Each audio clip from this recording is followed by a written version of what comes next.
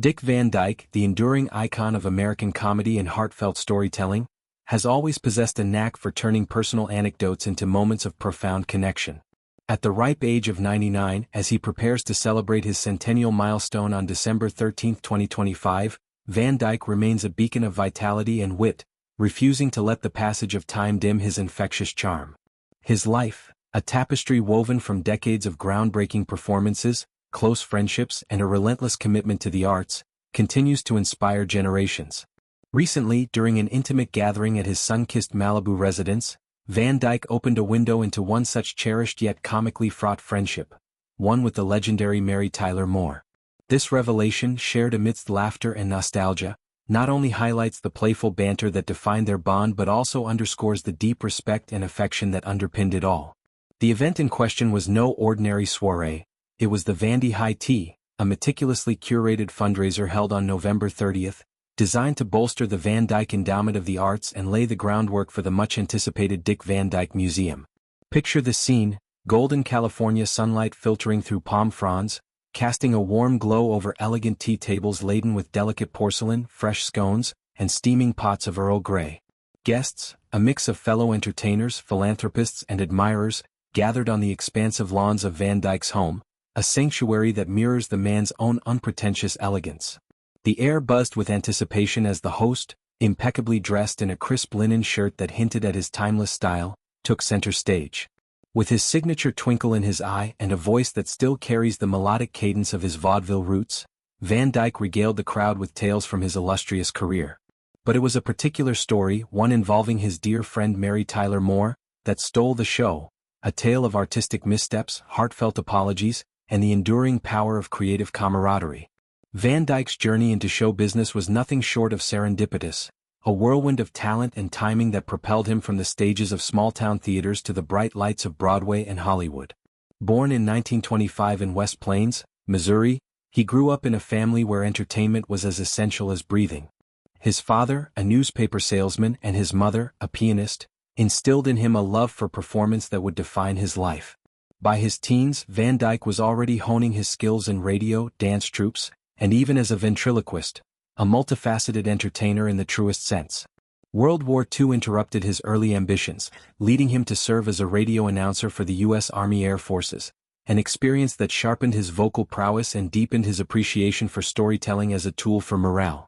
Post-war, he married his high school sweetheart, Margie Willett, and together they built a family while he chased dreams in New York City. His big break came with the 1959 Broadway revival of Bye Bye Birdie, a role that showcased his lanky grace and boyish charm, earning him a Tony Award and catching the eye of CBS executives. It was this role in Bye Bye Birdie that would indirectly forge the connection with Mary Tyler Moore, though their paths truly intertwined in the pantheon of television history. The Dick Van Dyke Show, which premiered in 1961, stands as a cornerstone of American sitcom lore, a blend of sophisticated humor, relatable family dynamics, and innovative storytelling that broke new ground. Van Dyke starred as Rob Petrie, the harried head writer for a fictional variety show, navigating the absurdities of suburban life with his wife Laura, played by the radiant Moore, and their son Richie. Moore's portrayal of Laura was a revelation. A ballet-trained actress with impeccable comic timing, she brought a grounded sensuality and sharp wit to the role, transforming what could have been a stereotypical housewife into a multifaceted woman. The chemistry between Van Dyke and Moore was electric, a seamless interplay of physical comedy and emotional depth that made their on-screen marriage feel achingly real. Off-screen, their friendship blossomed into something equally genuine, rooted in mutual admiration and shared experiences in the cutthroat world of 1960s television. As Van Dyke recounted at the high tea, this friendship once hit a delightfully bumpy patch over something as innocuous as a caricature. Caricatures, those exaggerated portraits that capture the essence of a person's features with a dash of whimsy, have long been a staple in the entertainment world, a way for artists and performers to poke fun at themselves and each other.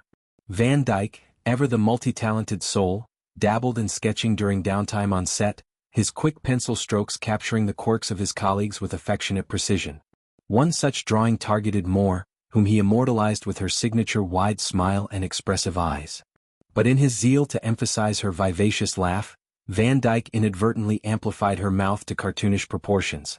When he presented it to her, expecting shared giggles, Moore's reaction was anything but amused. "I made her mouth too big and she was so pissed at me," Van Dyke confessed to his guests, his voice laced with mock chagrin and genuine fondness. The room erupted in laughter, but beneath the humor lay a poignant truth.